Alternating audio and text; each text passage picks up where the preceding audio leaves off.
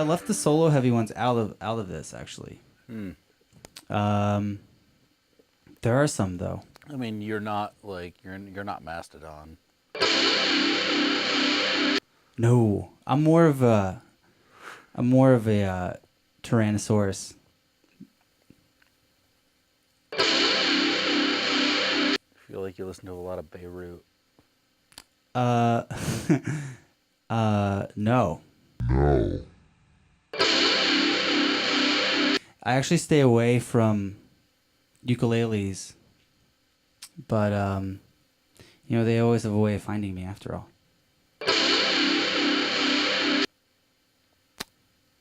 They are predatory.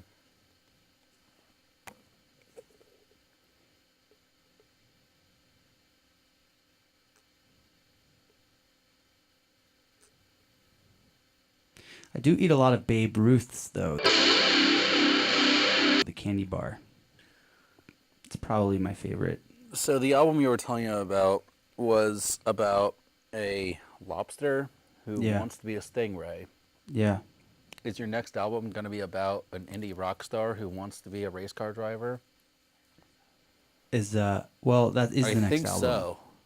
I think that's a good idea. To become a race car driver? Yeah. I think that should be your life like path. But I'm not an indie rock star, so I can't even start. Okay, well, write a song, an album about an indie rock star who wants to be a race car driver. I think that's your next move. Be like the Intimidator. Yeah. Dale Earnhardt. We were talking about this earlier. I wept that day. I wasn't the only one who wept that day. We all did, buddy.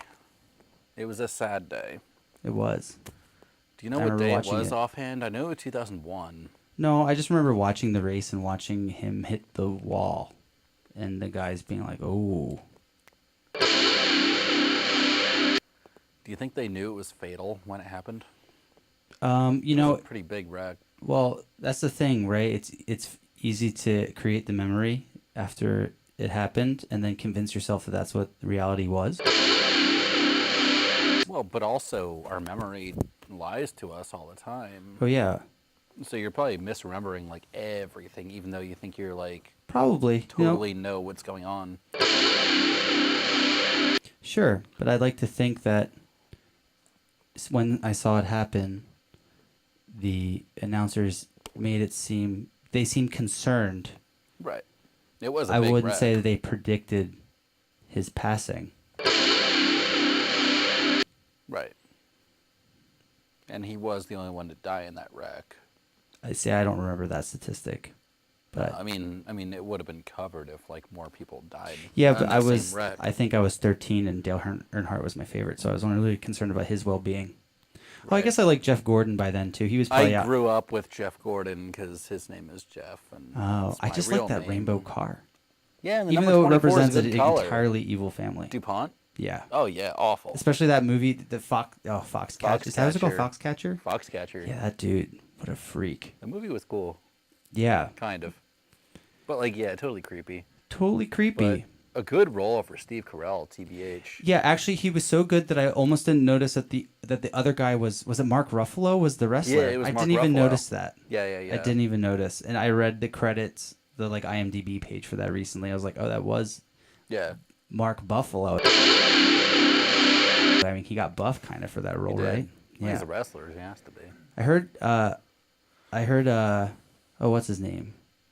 You know, the Batman, the new Christian Bale, Newsies Batman. He is eating pie every day. I saw that article today, like 20 minutes before we started filming. I saw that article. I asked him how he's gaining weight. He says he eats a lot of pie. Really funny. Yeah. The Life of Pi.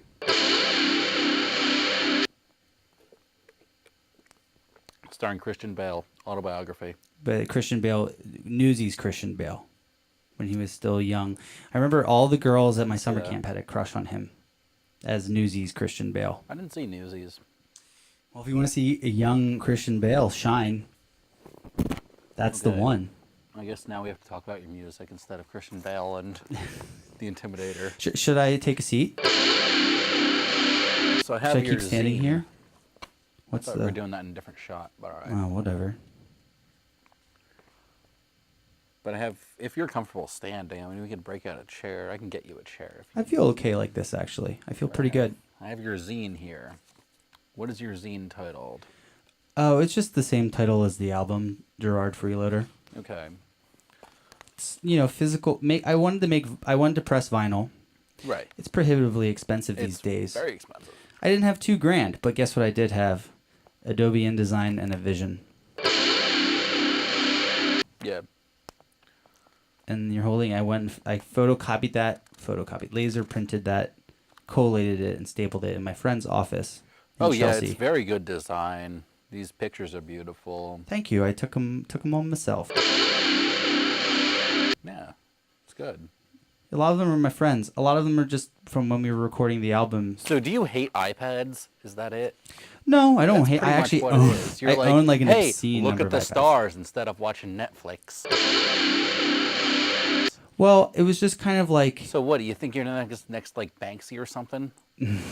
Yeah, I'm the Banksy of iPads. Yeah. You're I'm gonna stencil iPads. Banksy. You're the millennial Banksy.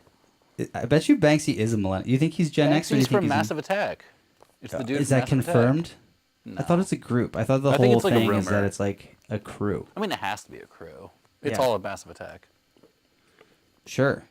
It's all of the trip hop scene. Sneaker pimps, Yeah.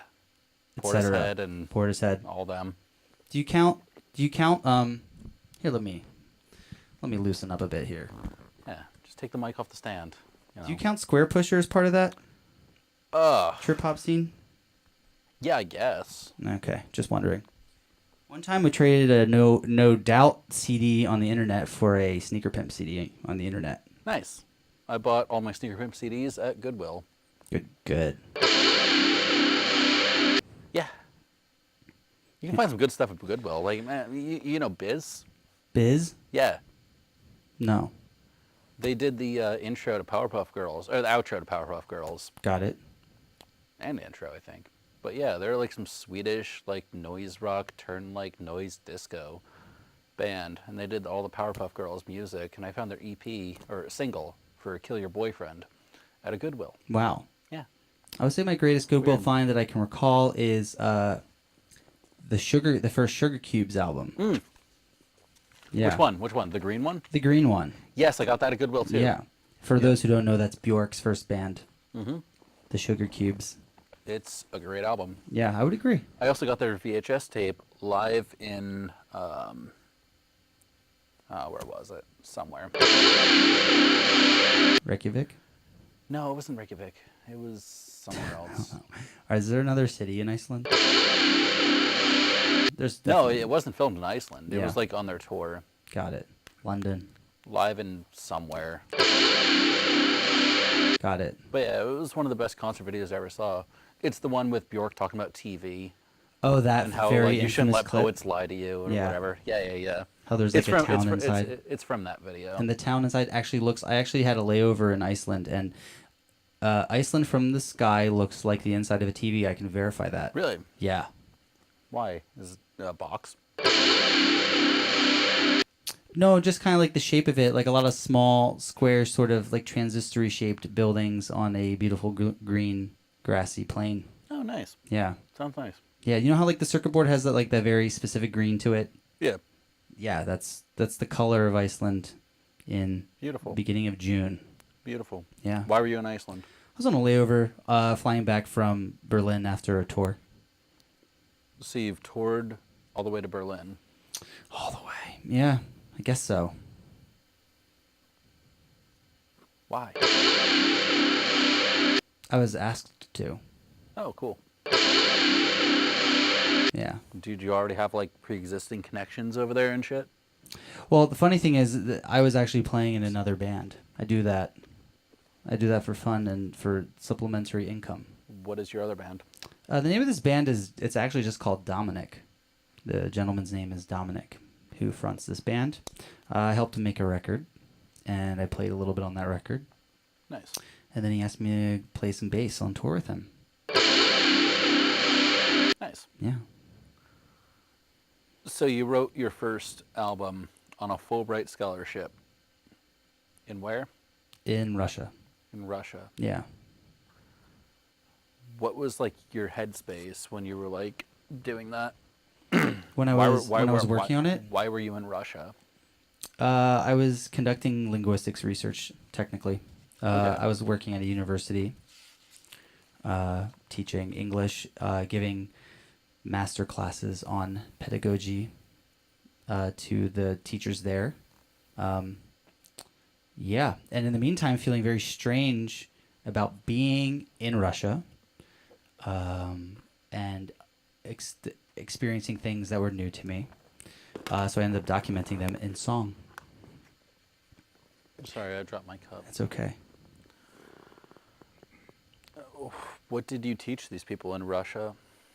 I mostly taught English classes, Okay. like as far as like curriculum was concerned, and then I had like these after-school meetings where I would sit down with like a big group of teachers and discuss applied linguistics, like language teaching theory. Real interesting stuff. Actually, I love it, but Real you know, interesting.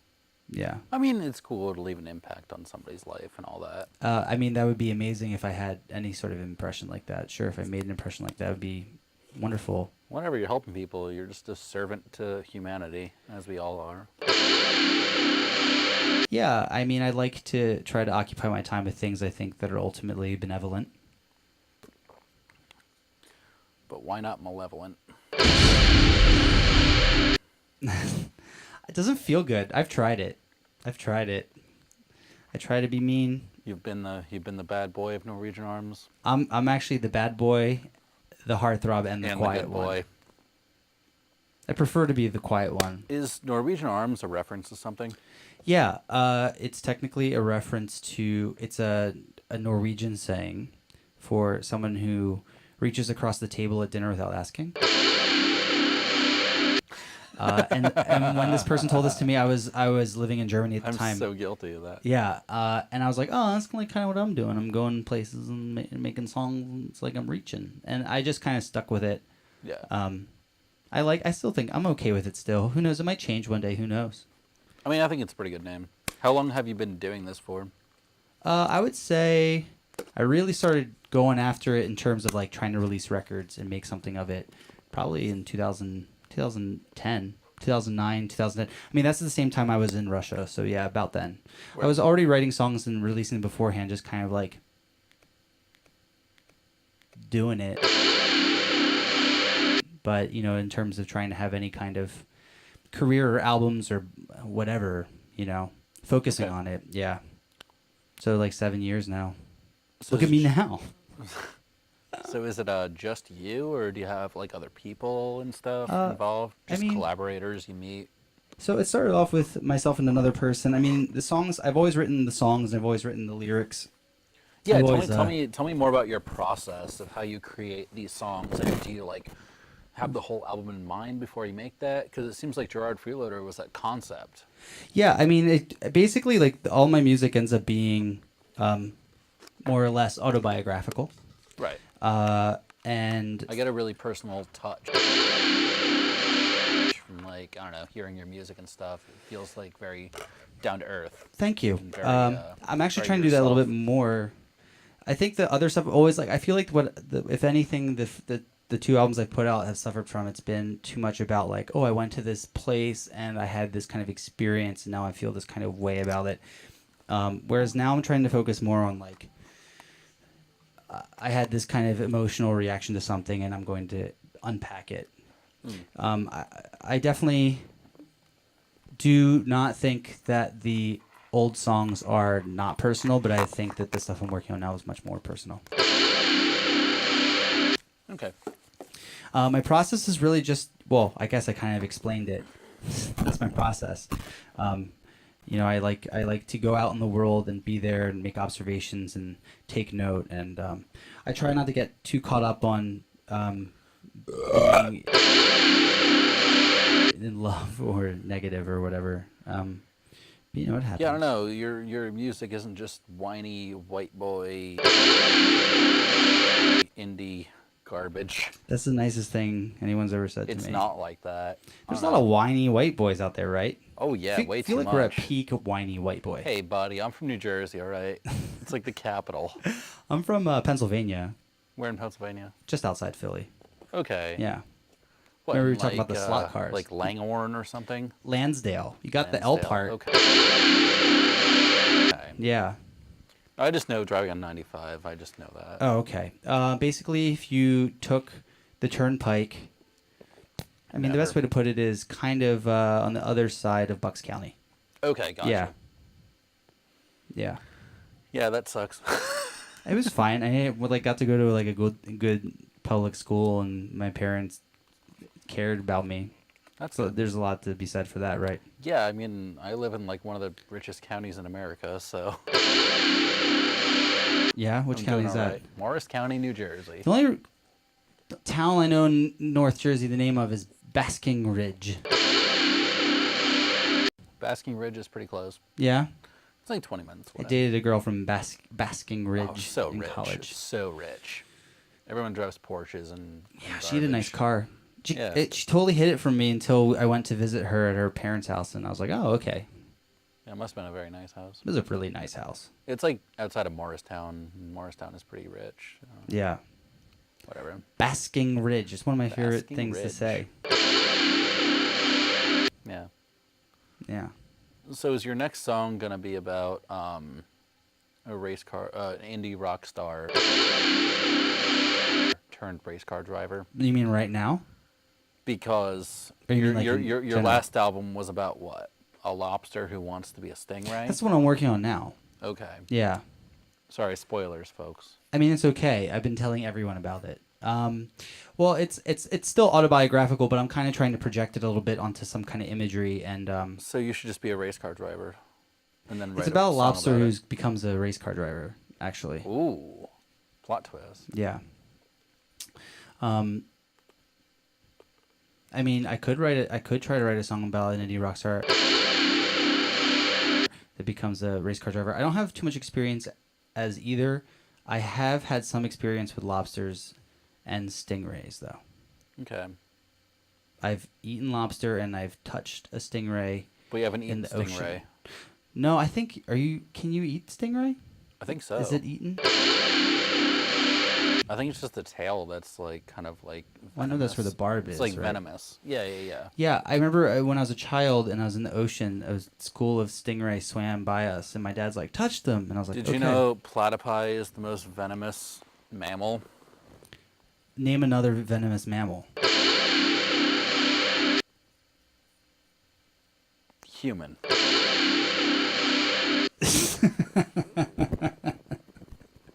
See? It's the year 3000. We know these things. Yeah. Now. Wait, it's the year 3000? It's the year 3000. Do you know there's a really bad song about that, right? By a band called Busted. Oh, and then the Jonas Brothers covered it. I thought you were going to talk about Deltron. No, I was gonna say, I can't that's believe not bad I'm at all. plugging it. But then I think the Jonas Brothers covered it. Oh. Because I heard it, I was like, this is that song by that Swedish band Busted. And someone was like, this is the Jonas Brothers. And like, let me show you the original Busted version of this song. What is the band Busted? They were just like some fake boy band Sweden thing. Oh, that's boring. In like They 2002. sound like a new metal band. I feel like I'd see like Busted. Limp I swear, the Bizkit. chorus of the song is, I've been to the year 3000, not much has changed, but they live underwater, and your great-great-great-granddaughter is pretty fine. Actually, kind of genius lyrics if you think about it. That's awful, actually. Yeah. I know, it was like, love hi, I it. went to the future, and all I did was check out your offspring. Great-great-great-great-granddaughter. Yeah. Those Jonas Brothers, those Busted boys. Wow. Yeah. All right, so everybody go listen to Busted. Listen to Also Busted. go listen to Jonas Brothers. Yeah, or that. The Busted video is animated. They're like in an animated undersea world. They are not animated. Kevin Jonas keeps You coming could to my you old could even workplace. put Busted behind me. When you're doing post, Oh yeah. fill this with the Busted video. Oh yeah. Fill Please it. do that. That'd be really Fill it funny. with Busted. Right here. This is what I need to have. So I got a question on this zine. Yeah. You're posing without a shirt. Where'd you get those Norwegian arms?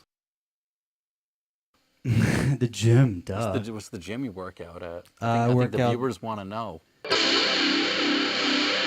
I actually just do yoga in my room. Just do yoga in your room. Yeah. Oh, I play a lot of ping pong. If you had a ping Okay. pong table right now, Okay. I'd whoop you. Have you ever been to that place in Philly? The ping pong place? No. Comet, I think it's called. Comet Ping Pong? I think it's called that. That's in DC. Is it? Yeah. Oh. Yeah. I don't know. There's some place in Philly that's like a ping pong. Maybe it is DC. I forget. I don't know. No, there's some ping pong place in Philly that like people are like, hey, come play ping pong.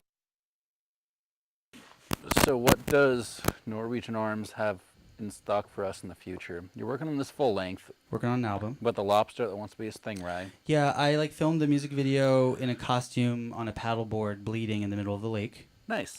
What lake? Winnipawpack. And also, why is this about a lobster who wants to be a stingray? Is there a deeper meaning to it? I think it's about the idea of wanting to Change. of like self-improvement. Yeah. Okay. Even though Do you if think it being a seems stingray is unreasonable. better than being a lobster? I think a lobster imagines so.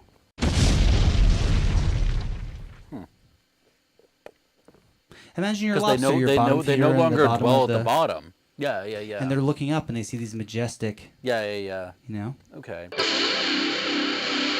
So it's like humans and dragons, I guess I I wish would I look was at a a dragon dragon. and want to be it. right? If you look up at the sky, or like birds, because they can fly. Being a bird would be cool. Because the stingray is the birds of the ocean.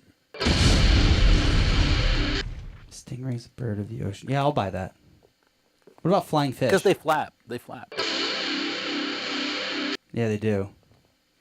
Yeah, I like birds. I think birds I are great. hate birds. Birds are the worst thing ever. I mean, they're dinosaurs. That's why. Yeah. They're Yeah, frightening. They're terrifying. Yeah. But I've interacted with a few birds of Dinosaurs. the macaw persuasion. Okay. And they can be quite entertaining. You get the sense that they do have a They're sense of pretty tight. self, although that you don't necessarily or can't be sure, right? You can't be sure of anything. True. Sorry, dropping truth bombs out here. Yeah. 7-Eleven was an inside job. Yeah. Hoagies can't melt. Steel hoagies. Still. If you're gonna say, you gotta say it like hoagie. Hoagie. Yeah, you want to go get a hoagie? Oh. Did you pick up on the fact that I get a Canadian accent sometimes? No, I was just emphasizing my own. I don't that know I've what you're worked talking hard about. to I don't know what mitigate. you're talking about. What a hoagie is? I don't know what a hoagie is. No. Sorry, there's no Wawas in New Jersey. No, actually, there are. There a couple. totally are. There are a couple. Got quick checks.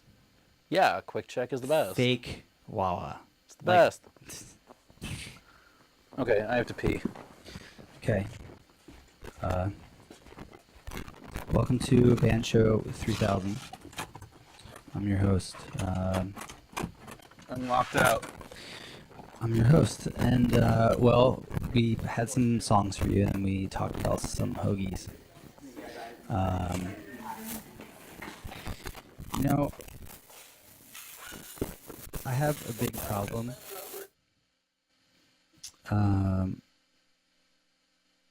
With the way you're looking at me right now.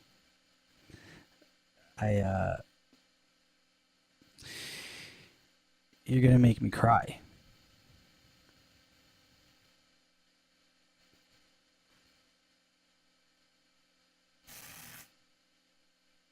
I know you're.